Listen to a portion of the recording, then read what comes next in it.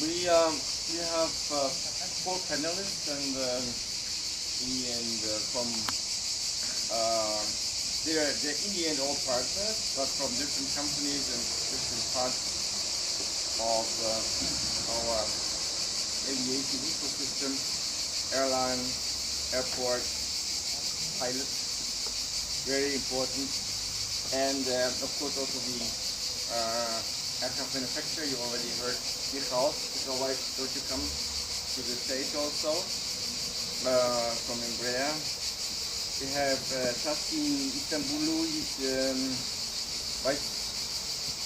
Executive Vice President Technical and from Pegasus Airlines.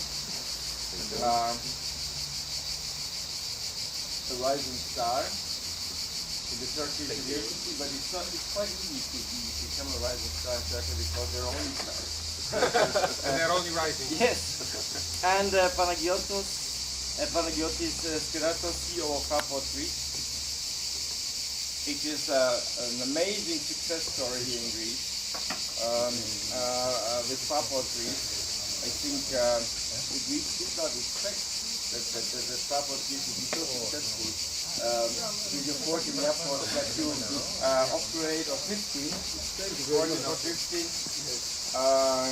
in Greece, and Greece just can be happy to have this fantastic organization. It's also a very good example of intercultural cooperation, I must say.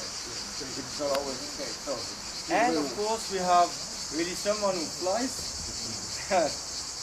Captain Vasileios, Kloudas is the flight ops director of Olympic Air. Welcome. So just take a seat.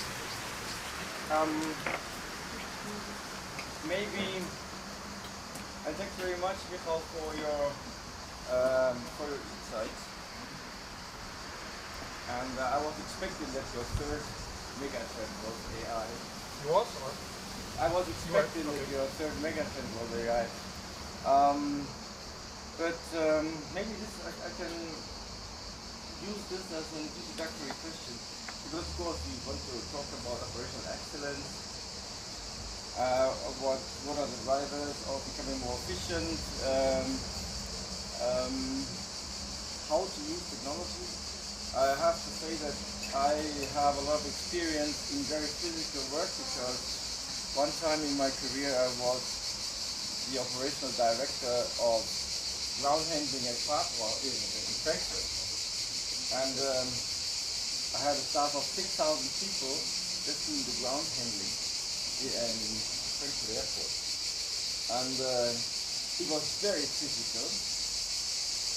And it was very much based on experience, and it worked. It was just analog information. My first question would just be to all of you: does AI what level of technology really plays a role in your day-to-day operations at the moment? And what do you expect in future? Will this be totally different from what we see now? When you look at the baggage process, for example, you haven't advanced over the last 50 years. Loading bags, unloading bags, or we have better information, but bags are still lost. But the process itself is very, very analog, as is flying also. So, level of technology that you have at the moment, the balance between very analog work, experience, and maybe experience-based, information-based experience. Is there any progress, and where do you see the progress? Would you like to start? Maybe you start. I can start, yeah. First of all, thank you very much. Thank you for Mr. Radu for inviting us to this lovely panel here in a lovely place as well. Even though it's warm today, but under the shade of the trees it's pretty good. So I will start with airports and AI. What I heard earlier before about the EU identity card, what we are heard in the airport industry. What we actually ask for all of the passengers that we have in our airport is this what we call a seamless travel. But to have this seamless travel, which is a very nice word, but it does not happen. It does not happen because of the security, because of passport control, because of a lot of things that happen in the airport, especially at this airport, hub airport, baggage loss, and so on. So this is where we're hurting. So we need the AI in order to transform this what we call now seamless travel, which we don't have right now, seamless travel. We need this AI technology in order to achieve this easy for passengers to go into terminals, go through the security lines faster, go through the check-in process faster. It has somehow improved in the last couple of years with self-baggage drop-off and this kind of technology, but yet again AI is not there. So we desperately need the AI technology and ideas like what we heard before, the European common identity that will hopefully will apply also for third country nationals, because this is what we are hearing right now when we have, especially for Greece, thousands of UK passengers arriving at the airports or US passengers arriving in our airports, and they have to wait for very long queues for hours sometimes in order to go through, and this will get even worse after the entry and exit system will be applied, which hopefully, not hopefully, but unfortunately will be rolled out in this October 2025 actually. So we're waiting for even longer queues at the airport. So I believe the AI transformation will play a vital role in our lives, in our airport journeys overall. Right now, we're not there. We have issues with, we touched upon before, with database, who owns the database of biometrics, of everything. Is it the airline, is it the government, is it the airport? So right now, this area is very vague right now. The EU Commission has not decided upon these matters yet. Actually, there was a question from ACI to EU Commissioner, Mr. Kloudas, the other day, about a month ago, about this database process, because this is a barrier how to move forward with these biometrics and how to improve the people going through the security through the e-gates and so on. But it would rather be a project solution kind of approach. When we take being a mega trend, would it be in your CEO talk or in your strategy of Fraport? Does AI appear in the strategy? Does it appear in Pegasus? It does. In Pegasus Airlines, it does appear in the strategy. In all departments of Pegasus Airlines, Was it just a buzzword or does it really appear? let me talk about that. Yes.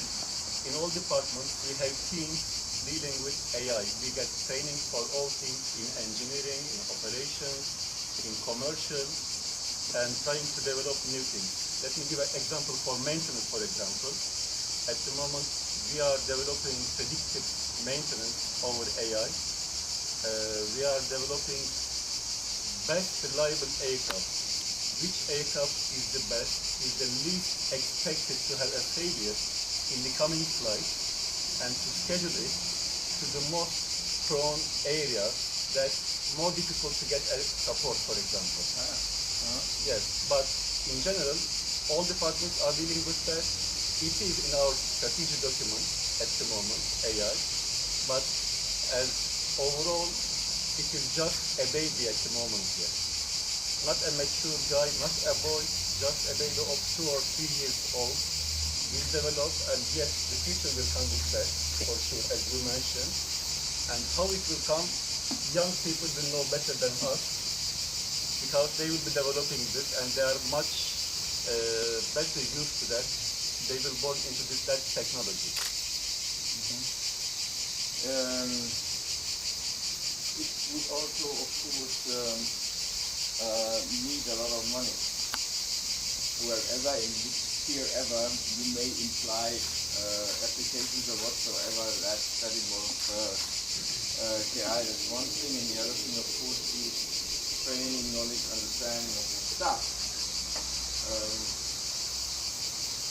What do you think are the challenges of that you may expect for the next 5 to 10 years? Well, of course, everybody is talking about AI or AI, but I'm always a little skeptical when I look at how much really will it affect. I mean, instead, of course, you can look at ChatGPT and saying, yeah, that's maybe not trustworthy information anymore. But being a real core element of operations in the future, I see the investment problem, and often when you introduce these technology-based new applications, the old analog applications still exist. So in the end, it's only much more investment, but it does not substitute your old processes, at least not for a while. Maybe you can also comment on this, but you have It's not this experience. It's not only a question of, I mean, yes, investment is one thing, but then you can see the return. Yeah. Okay. But it is more, in our case, it's more that we have become much more evidence-based in our decisions, and then we are starting to consider applications of AI. And there are applications, there are possibilities. Yes, as airline companies, we are not so much into making experiments, but still, you know, there are applications. I mean, there are definite applications as we speak for crew optimization. There are definite applications for flight planning issues. Yes, we are much more evidence-based in projects aimed to increase aircraft availability and reliability, yes. Of course, we are not talking about replacing the maintenance schedule, but yes, more or less the same situation. And we are much more evidence-based in operational excellence aspects, and also we have made great progress in the use of the flight data, because we are in an opposite position from airports. We have maybe more data we can handle, you know. So the question is, what uses of this data can be done? Definitely, even in very regulated and conservative applications, for instance, in crew training, we are utilizing much more evidence these days. So it's not, for me, it's a question of time, and it's a question, the investment is not the first barrier. The first barrier is the need of airlines to have very reliable solutions before going into full implementation, as you described. Yeah, just few words from my side. For us, as today, the impact is very shallow, I would say, because me, using ChatGPT to do the faster executive summaries or something, it's not changing the nature of the business. Moving to the midterm, of course, there will be more serious application around testing. It's going to be probably even more digital. The design tools, I think, will be more efficient, so the testing, the design phase will be even shorter, because the digital tools that are supporting you will be more efficient. But I think the big thing, the big question, and I don't have any answer to this, is the autonomous flying, right? Because what we're seeing in defense is very scary, and how quickly they are using AI. Unfortunately, these are kind of drastic examples, but we've seen already in Ukraine a lot of drone operations where the last mile of the mission is fully independent from the human operators. and sometimes it's even a matter of life and death decisions. These are super difficult moral discussions. But if the technology on this side of the aerospace is advancing so quickly, the question is whether it's going to have an influence around making commercial flights autonomous. For 20-25 years, I think we as industry, we were working on technologies that can, reduce the pilot workload, maybe make in the future the cockpit ready for single-man operations, but we're using completely different principles to design this, and suddenly the explosion of AI, I think, opens the question. I was just thinking to ask Vasileios whether he has fear that he loses his job. Not at the moment. Not at the moment. I mean, again, maybe this is a question of time, but not at the moment. May I ask another thing? Because you were talking about also a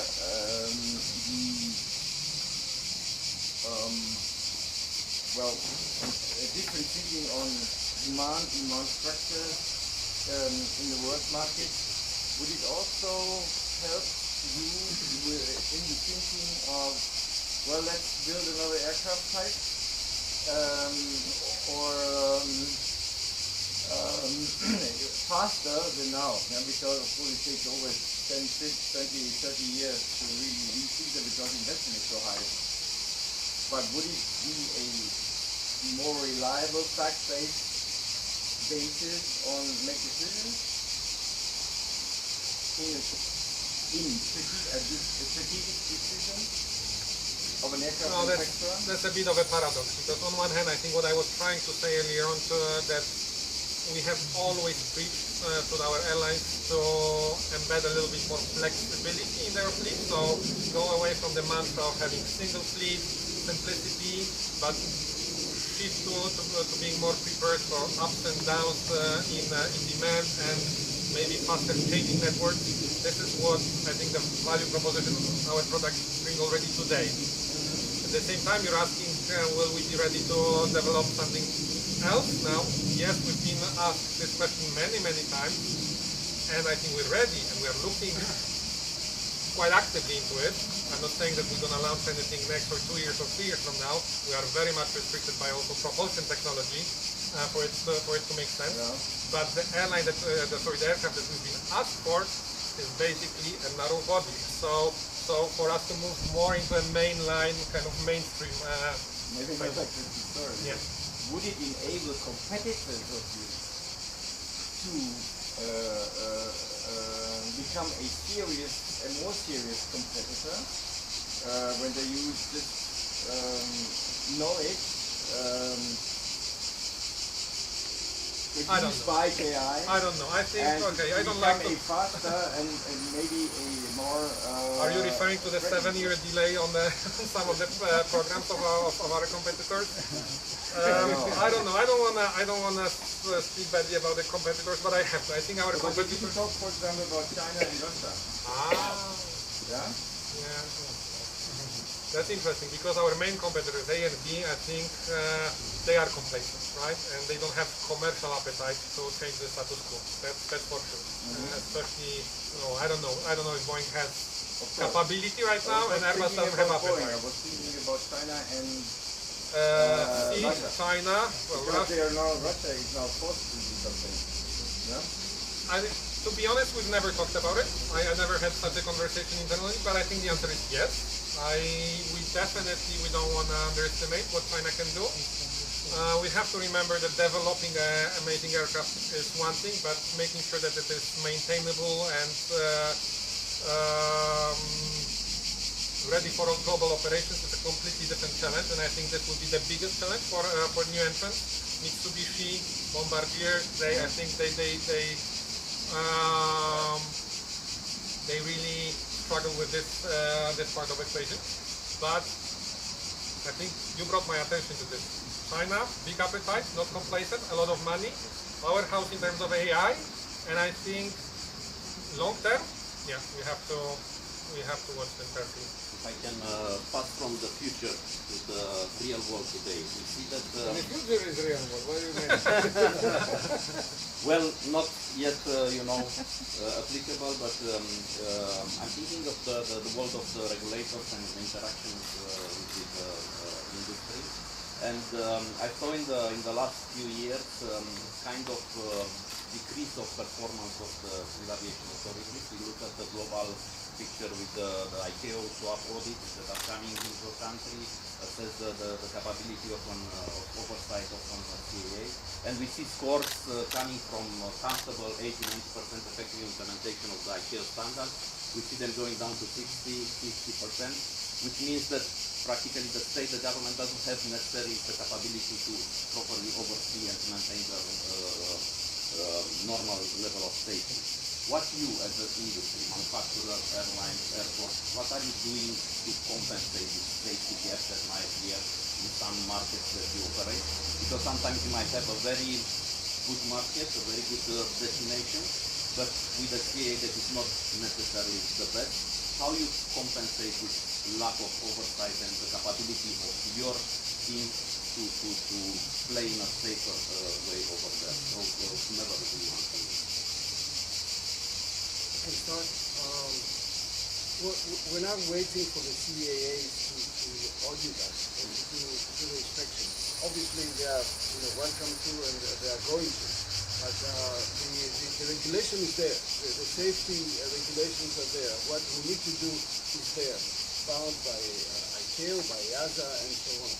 So what we do is we do our internal investigations, our internal audits, our internal safety measurements, in order to reach to the level that is according to regulations or to the stipulations of the EASA, ICAO, and so on. So we can understand that there might be a delay from any CAA authority, but it's up to us to be there. And it's our obligation to be at the level where we need to be in order to provide the safety net that we need to provide as airports.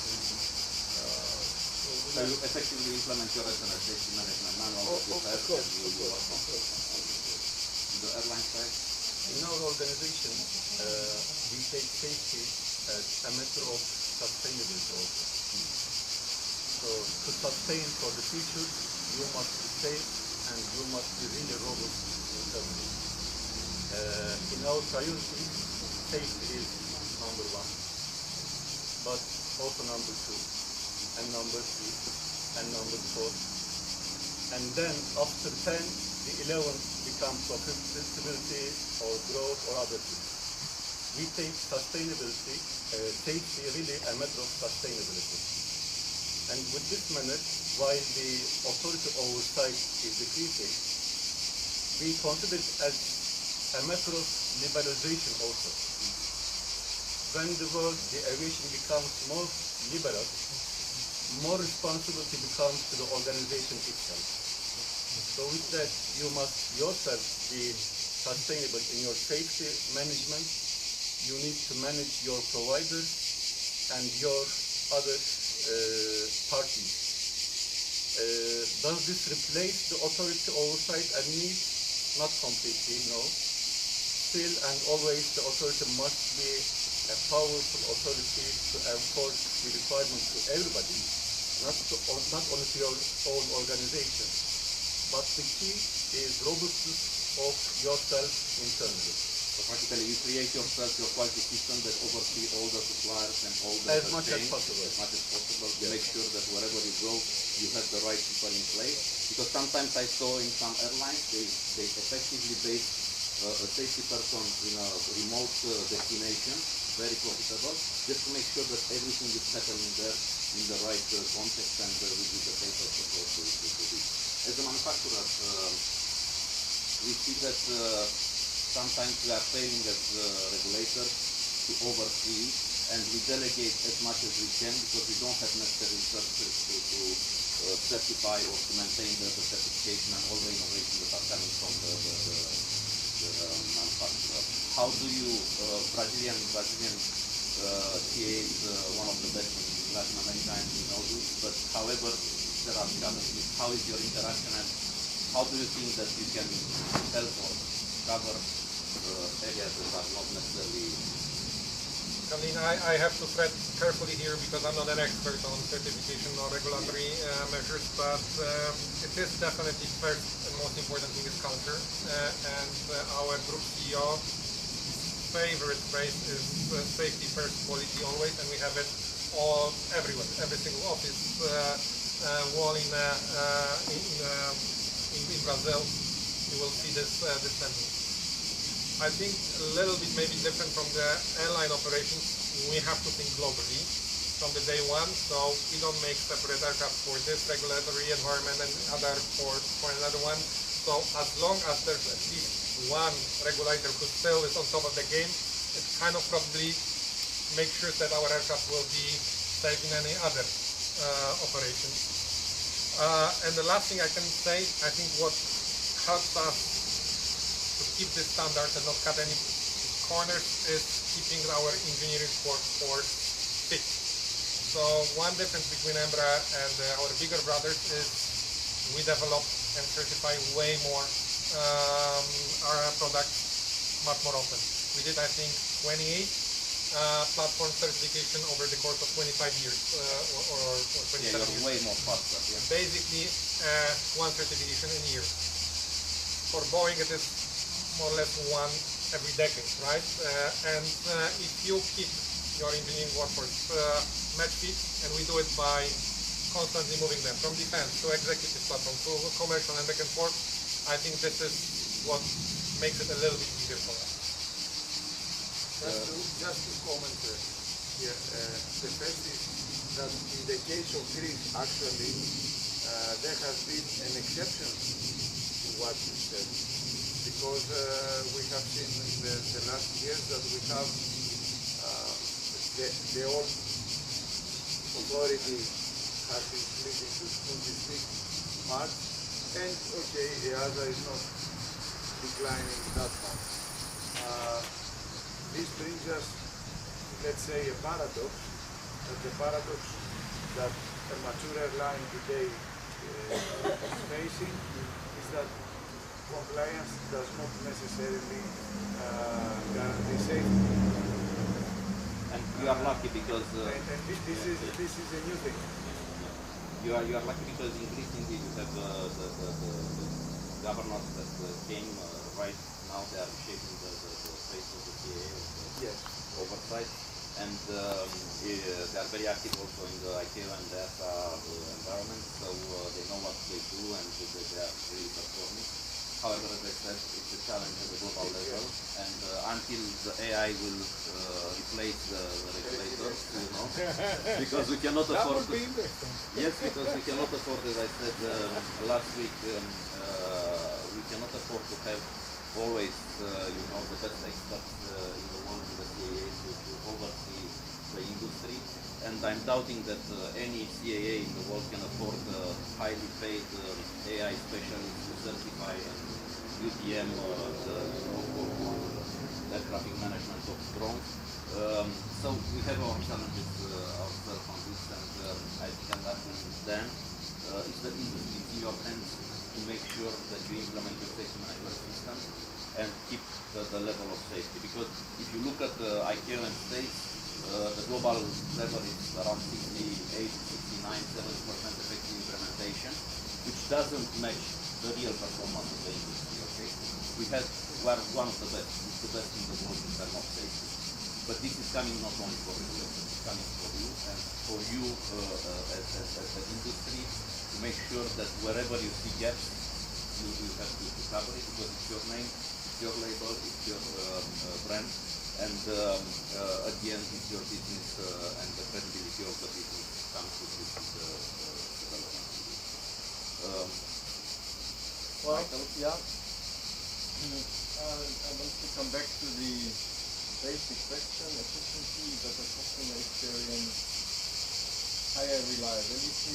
I mean, we had our experiences with COVID. If you, as one representative of a certain segment of the aviation ecosystem, would But if you think about efficiency and you look at your partner, what is on your wish list to your other partner, what they could do to improve the efficiency of the whole system? I know sometimes a lot of questions are related to data sharing, for example, but there are also commercial aspects of that. But what would you address as a pilot maybe? If you see, I don't know. What would you address? Whether you see, well, that could still be improved, and we would be better. We would be better off. The system would be better off. Maybe you start, but when everything is fine, you just start on. So it's two main things. Three things. Supply chain. Supply chain issues. Which supply chain issues? Starting with the whole aircraft, but not on time. Okay, of course, aircraft, let's say, engine, this spare parts, this kind of things, I think it's fairly known. Of course, that's still a big issue. Yeah. Yes. The second would be... A little bit louder if possible. The second it would be less infrastructure constraints, ATC, airports, etc. And the third would be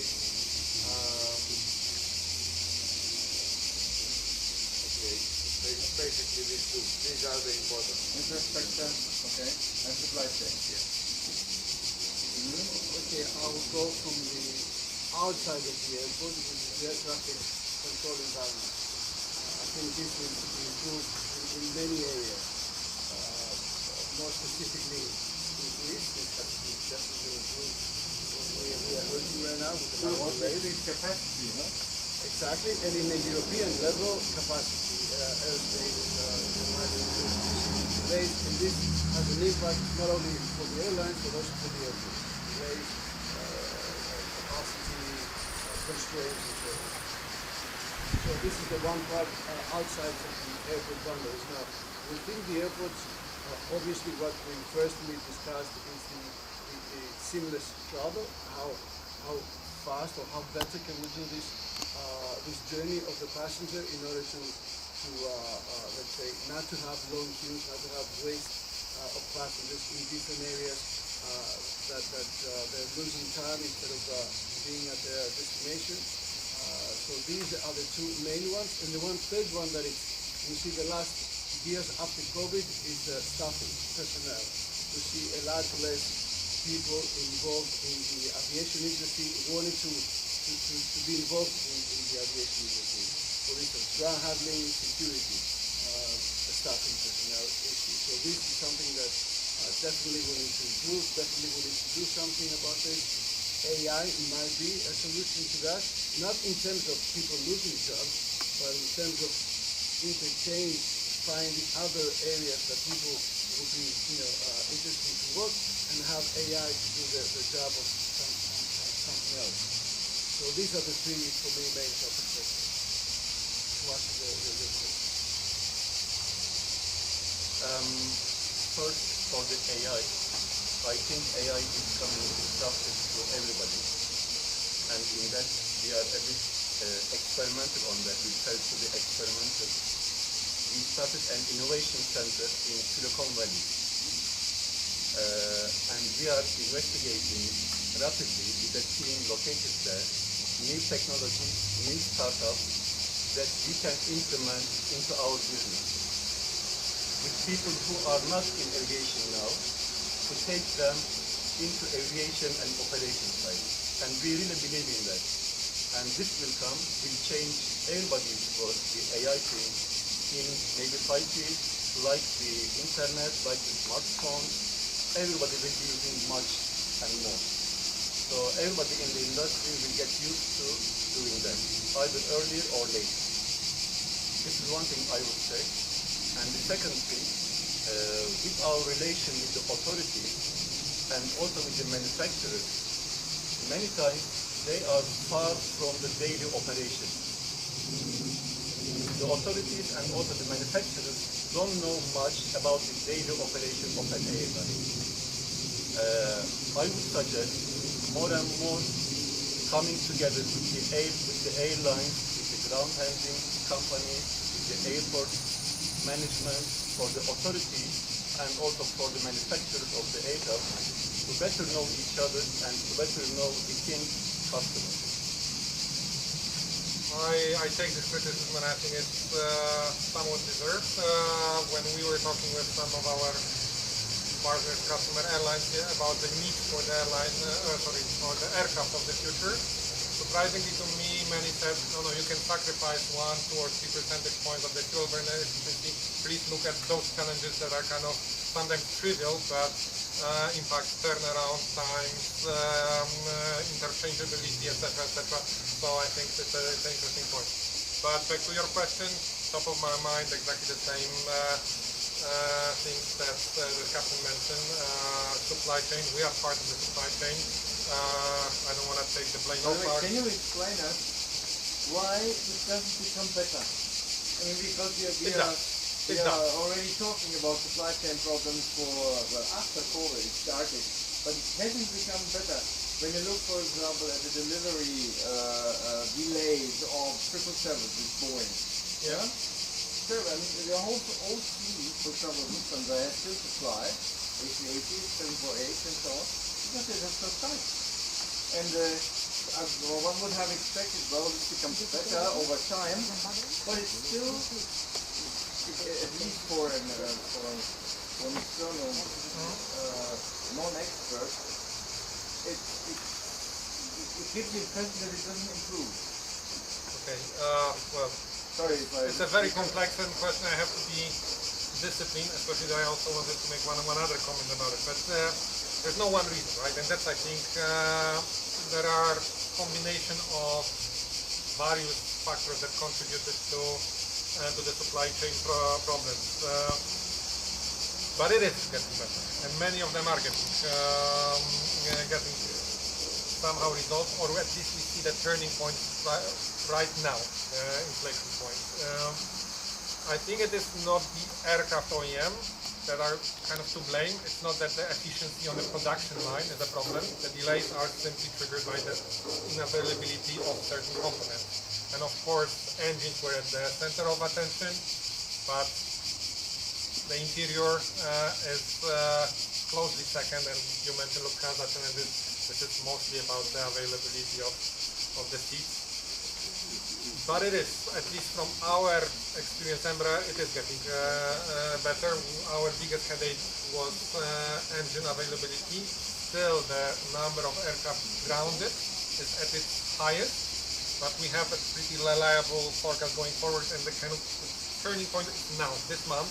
From now on, we see improvement. Already now, Pratt & Whitney is delivering more than they committed to for our production line, which will allow us to release more engines to be used as spares. I think many of our competitors also suffered with keeping or maintaining the fleet in operation with availability of spare parts. I think the inventories are getting now better and better. So probably no one is super happy, but it is getting better. But I think the comment I wanted to say, I agree with those 2 points, but you have to be careful what you wish for.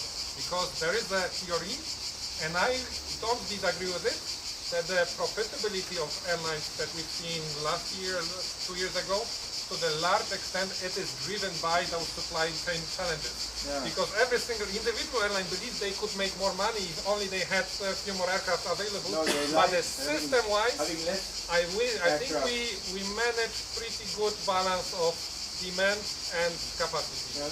So from my perspective, it is the ATC that is super important, short-term, mid-term, and long-term. The infrastructural limitations. But you know this. Since 30 years. I know, but for us particularly in Embraer, it is hurtful because whenever you face the infrastructure challenges or slot constraints, what you do, instead of buying one more aircraft, you buy a bigger aircraft, and we miss out. So for us, this is particular dream to remove those.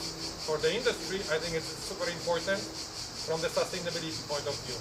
First, to avoid the detours and flying 10 or 15% longer than needed, but mid-term, disruptive technologies will come in the shape of 30-seaters, 50-seaters, 70-seaters progressively. how to fit them into the airport airspace. No one even, I think, started to think about it, so that's a trick. Does Pegasus have a backlog of aircraft they don't get? Yes, of course. How many? We have backlog and we keep getting delay notices. And the problem now we are in the summer season. Delay of 1, 2, 3, 4 aircraft. Unknowing time, you get a notice within 20 days of the targeted delivery day. There is a delay of 20 days, or 1 month, or 2 months, and keeps going like that. It is quite a headache.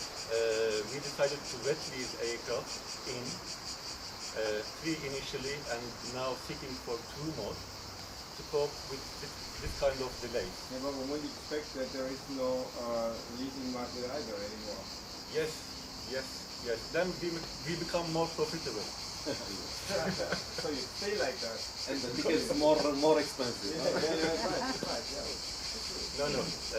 We are really trying to manage this day to day. Sometimes shrinking the flights, sometimes combining 2 flights into 1, sometimes doing cancellations. It's really a headache. Coming back to my introductory remarks. So data exchange and the quality of data exchange amongst you is not a primary issue. That might solve the problem. As being on the wish list of could we have more data, we would be more efficient from the partners like airlines, airports, or ATC or whatever. I think this is the challenge, and you raise it.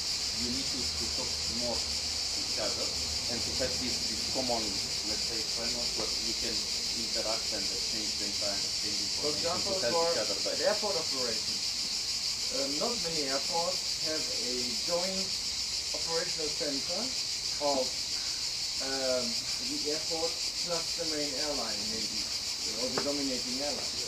It's rather the exception than the normal. It always, of course, brings efficiency gains.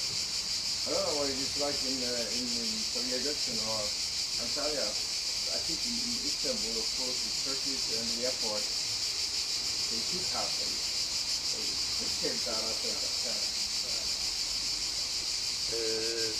My comment was not only for data, Yeah. but for more general information. For example, we had a project with one of the manufacturers on the lightning strike. Lightning hit the airplane, and the manual say inspect the airplane. But when you say inspect the airplane, you mean stop the operation, take passengers to the hotel, find a way to go on top of the airplane on a remote station. Most of the time at night, in rain, in storm, which is a big headache. We explained this to the manufacturers, and they said, hey, they have been for so long in this industry, but we never thought about that. Then after quite long work, they came with a new procedure with a short lightning strike walk around, delaying the detailed inspections to after 50 cycles, which contributed much to the operation. So my comment is general approach of them to know more of the operation. One of the engine manufacturers invited us to their factory. We went and spoke to their staff, more than 500 people, and told them about the airline operation. When we sent a request saying we are AOG, provide us a response, providing this response in 2 hours or 4 hours make a big difference. Maybe it is only a matter of the person responding this, going to lunch and continuing after lunch. This makes the pilot due to time expired, no more pilots, no more passengers, find a hotel, and create a big headache to the operation. So the people in the manufacturer side, aircraft, engines, and on the authority side, to understand the operation is very important. And I think it is to everybody's benefit, these industries and regulators to come together and to more and more understand each other. So yes, two comments on my side on yes, okay, on a large scale, we may say that the forced limitation of supply is good for profitability, yes. On the other hand, it is much more expensive to produce what you are supposed to produce. So it's a question who will take this benefit. Because the industry level is not so relevant for on the company level, in any case. Second thing, it's not, for me, I tend to agree with you, it's not so much a question of just coming together. Of course, I totally agree, manufacturers are not fully aware of the operational reality. For instance, in our case, with one of the manufacturers we are working with, we have a monthly meeting aimed at increasing aircraft availability and basically what it is to have a common perspective. What is the knowledge that we are missing? What is the knowledge that the manufacturer is missing? What is the best practice? What is dangerous? But data is another discussion, you know. One question I would have, because we are in an operational environment, and I think we all see and we have the elephant in the room, the geopolitics, and how much important for an airline or for the industry to have proper information on conflict zone, on things that are really burdening you, and provoke immediate sudden closure of some airspace. So how important it is, because you see some airlines saying taking decision to cut supply, to stop supply in that area. Some of them they are just waiting for the government to react and say we forbid you to use that airspace. But how important is for you business-wise to have access to the right information? And usually I'm sure that most of the airlines are not waiting for the state to take decision or for Airbus to publish regulations. How you interact with this, and how much, I wouldn't say how much you pay for an expert to tell you at the right moment do this and close, don't fly that and do, because we see it every day in the news and it's like the normal practice today. But what would be the kind of, you know, expectation from you to have from the state level, or you just hire the best expert in security and analysts to give you the right information? I don't know if maybe airliners are more, okay, not in the maintenance of flight ops, but still, you see the impact. You might have birds blocked in different parts of the world where you cannot send them back. So how you see this? We see the impact very much because of our region, north, east, south, it is full of conflict and it changes every day, every hour. Sometimes when you are flying, change just type of flight, and schedule traffic is very much, our operation people very much affected. They cancel flights, they change the time of the flight. So having this information 1 hour earlier than later is very important. We have our organization to advise about that. We are in contact with our government resources and with other governments to a certain level. But of course it's never sufficient. Everybody needs more. We are in that region, we will need more and more. This is a situation, I mean, almost common sense that this is a situation. The impact is great and the information is less than needed. Same for the industry as well. I mean, trying to predict our EBITDA at the end of the year. I mean, it has to do with forecasting and how good it will be. Forecasting, you never could forecasting. But it's a guess. My guess against somebody else's guess.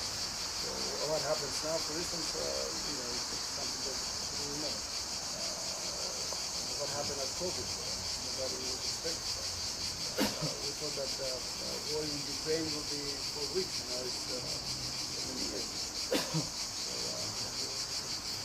We of course we don't operate as an OEM on a daily hourly cycles, right?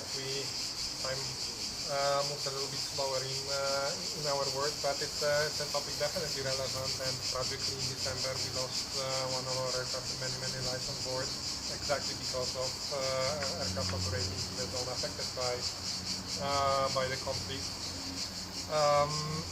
But it's a super complex, right, question. I have to refer to my days at the airline. I worked for the lot Polish Airlines before joining Embraer, and I remember vividly my CEO.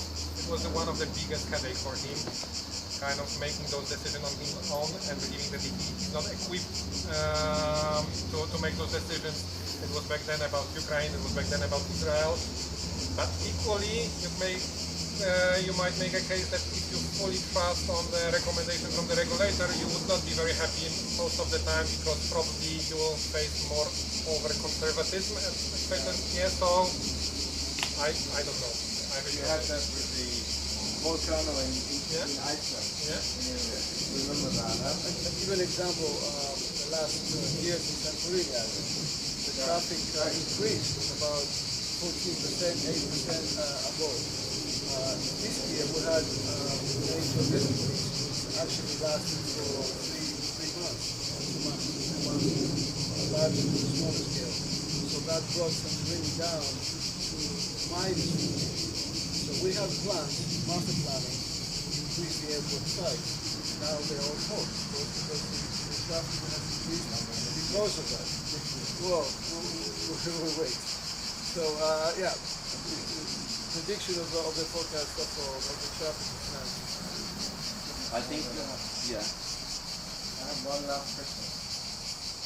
Maybe a tricky one, but you're all different in a different part of the ecosystem, and you have a lot of experience.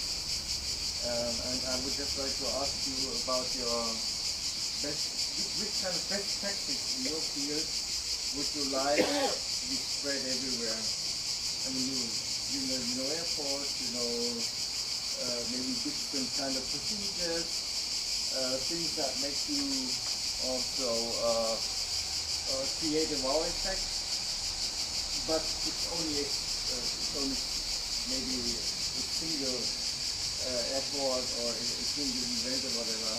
What would you like to be spread somewhere else as well, so that other people learn about it? Efficiency, inclusivity. I can start to give some more time for you to think. I think the thing that we are proudest the most in Embraer is the philosophy of under-promise and over-deliver. And I think I would advise for our competitors, but actually every member of this industry value chain to adopt this philosophy. Plan for the worst, hope for the best. I would say open culture. Open culture within the organization and within the industry with all the partners. Try to make your staff open, willing to contribute, related to what they are doing, and try to do that with other parties in the industry. But you would also encourage your own organization to be open. Of course, my own organization, but for others, for their organization, and between intra-organizations to be open. I would say anticipation of disruption events. How well you are prepared to act, and how do you communicate these procedures, or how do you do it to overcome a difficult situation. I'll give you an example. Roads about 3 years ago we had wildfires. So the collaboration between us, the airline, and the government at that point of time was outstanding. If the collaboration was not there, through anticipation of procedures of how to do it, when to activate the crisis management center, who to contact with, and so on. So all that got together actually in order to bring the result, which was, for me, it was an outstanding result, providing the difficulty of the wildfires to people, passengers coming in, with the traumatic experience of being in the wildfires and so on. So, yeah, anticipation and preparation questions. So from my point of view, until such time that, we will have pilotless aircraft and operation control centers without pilots and, aircraft repairing themselves, until such time, our focus is, we see the persons involved in the operation not as a problem to be managed, rather as a solution. The solution giving the flexibility that the system does not have. So we are very, very focused on developing these people. And I think that this is a key for the industry. I mean, there is at least one case of a major actor of the ecosystem that decided to fire all personnel with know-how during COVID, and now they are wondering why they cannot ramp up. I don't know. So for me, this is the message. Okay. Thank you once again. It was an excellent panel. Thank you for your insights at operational and the more strategic level. And I think altogether we can build a better aviation of the future using all the tools that are in place.